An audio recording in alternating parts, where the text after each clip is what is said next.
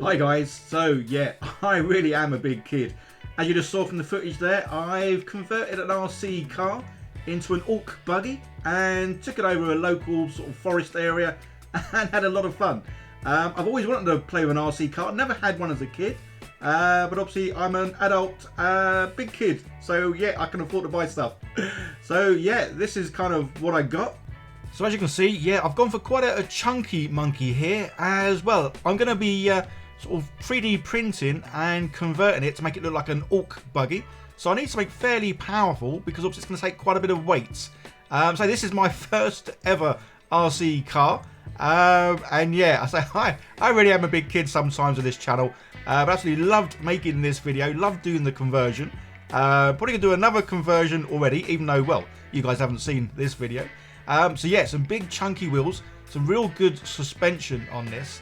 And yeah, I took it over the forest, had a lot of fun. Although stick around to the end because obviously there are a lot of clips where, well, things go wrong, things fall apart, hit the camera and all that kind of stuff. So yeah, stick around to the end guys and see, well, the outtakes. So for the Orc vehicle, yeah, I popped over to my mini factory, somewhere I get, well, lots of my files from. And a lovely company called Station Forge. We needed to check them out. So they do a whole variety of miniatures and vehicles. But leave a link down below guys. So as you can see, yeah, I love the vehicles they got because they're very customizable. So you can take bits of it, use it how you want. Obviously it's got some little miniatures there as well, which is pretty awesome. So I downloaded the files, printed them off my Elegoo printer, and obviously the thing I always say about printers that I absolutely love, you can size things to whatever you need. So yeah, I've supersized this. I've also hollowed it out just to try and reduce some of the weight, because obviously this is going to be a lot heavier than the initial plastic sort of surround that comes with the car. So yeah, everything's been hollowed. I've tried to sort of cut bits out where I can, but once I do get this assembled, I do then go through and cut some more bits out. So as you can see, yeah, even the seats have been hollowed. Well, everything, wherever I could, I hollowed this out. This is obviously still a lot heavier than the original thing, but the car I've got is supposedly can go about 40 kilometers an hour. So yeah, it's a pretty fast one. Obviously with this, it'll definitely go a little bit less than that. So putting it all together, yeah, rather than using just super glue, I'm using Gorilla Glue as well, because obviously this is a nice thicker sort of glue, and hopefully it will well keep it together. As you can probably tell, I've painted this in the comic book style. I love doing this now, especially for like bigger things where there's a lot of flat areas. So the slap chop painting technique, yeah, you could do it on these areas. It wouldn't look half as good as it normally does. Plus, I just love cell shading now. Yeah, comic book style, looks really fun, really cool, nice strong vibrant colours. And as I say, works really well on the larger miniatures, especially if you've been watching my little series where I'm making an oversized kill team. Currently printing out some Orcs, but these Orcs are around about 6-7 inches in height. So yeah, a lot bigger than your conventional sort of team. But yeah, comic book style, real easy, real simple.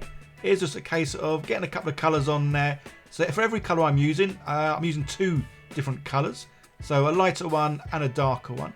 And it simply is just sort of going over any areas that might be sort of like highlighted, and doing them in the lighter colour.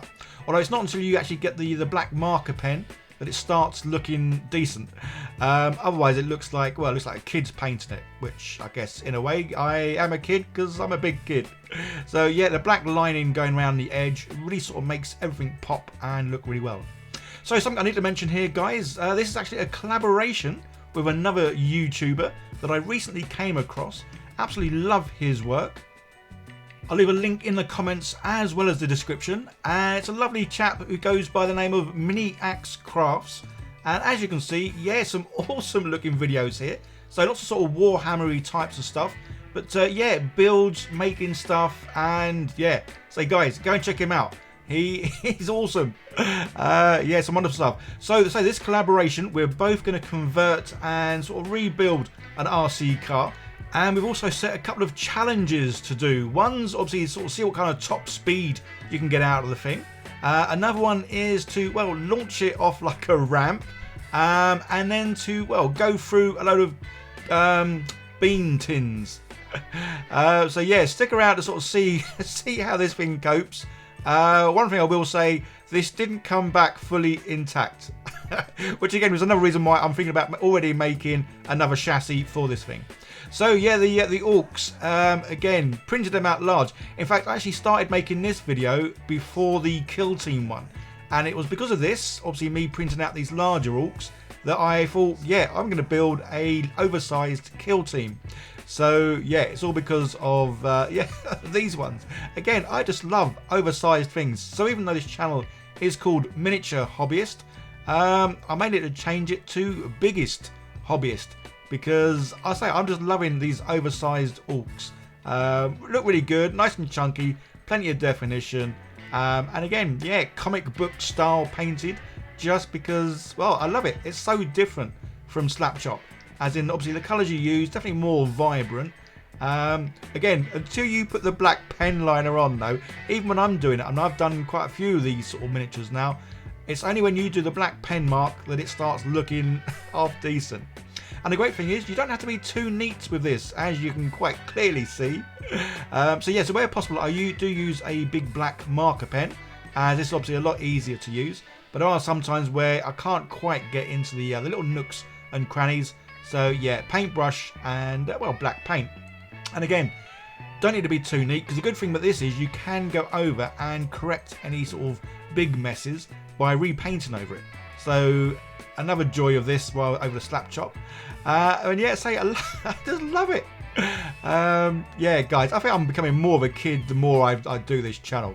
So I try to give them like springs on their heads, and this guy's got a spring. Well, he's gonna have a spring on his head as well as his butt.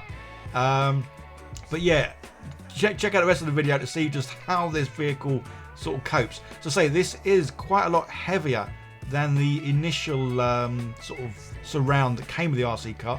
So I have to admit, I wasn't too sure just how well the vehicle would cope. It was fast still. If anything, because it's my first ever time of using one of these cars, I think it was too quick. I should have gone with something a bit slower. But yeah, good old bobblehead Orc. Absolutely love him. And say, poor chap, got a spring in his butt. So yes, thoroughly enjoyed doing the build. But yeah, even more so doing the messing about with it over at the field.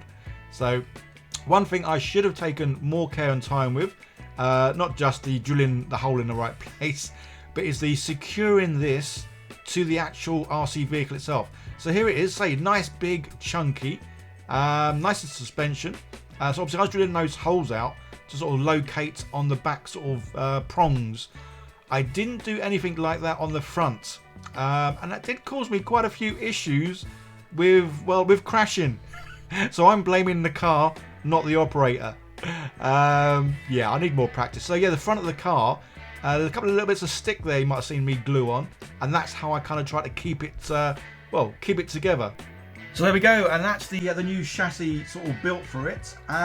I probably should have taken it just outside on a nice smooth flat surface, especially say I've never driven one of these things before, and this thing was pretty fast. But no, I thought it'd be more fun to take it over a local forest and drive it around there.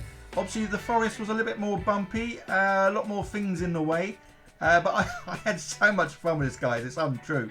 So I'm going to be taking it out again with my son, and yeah, we're gonna go nuts with this thing. So for the challenges, yeah, challenge number 1 was to go through a load of stacked up tins of beans.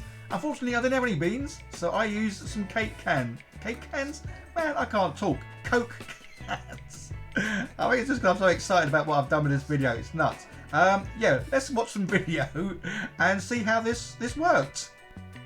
So here's a little bit more footage of me just driving this thing around. The poor Orc at the back kept falling off. I did take some glue with me, but yeah, he was having none of that. So yeah, he was falling off nearly every minute. So the cans, yeah, so I didn't have any bean cans, so got some Coke cans. Yeah, this, honestly guys, this was just so much fun to do. Yeah, such a big kid. So say this thing really does go pretty quick. Probably a bit too quick for me to sort of control. Yeah, sometimes we hit the camera, which was quite funny. So I didn't have anything to make a ramp with. There's a couple of areas where there were some big dips. So I thought I'd just launch the thing off of it. And yeah, so that wasn't too bad. But then I thought, no, I need a bigger thing for this guy to launch off. So I did find another kind of, well, not exactly a ramp, but yeah, shot it off this thing. But as you'll soon see, yeah, my driving skills are pretty pants, and I hit the camera a couple of times. So, and yeah, this is when a lot more bits, well, broke off. So all in all, it kind of survived relatively well. Yeah, the bumper definitely snatched up a little bit.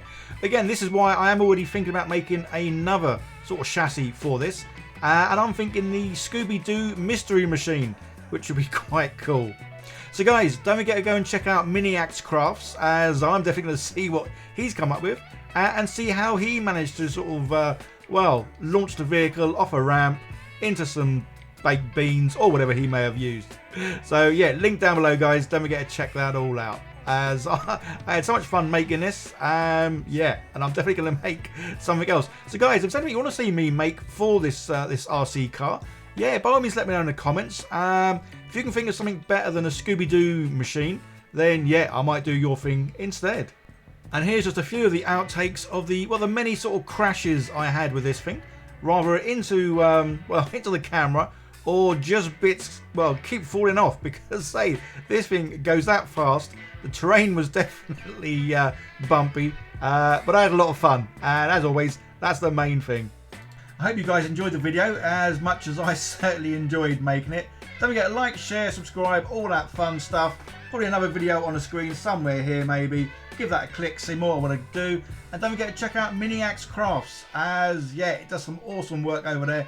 And I say, head over there now, see what he's done with his RC car, because I certainly can't wait to go over there, have a little nose, and yeah, drop him some comments, like, shares, subscribe to him too. Okay guys, you take care. Bye for now.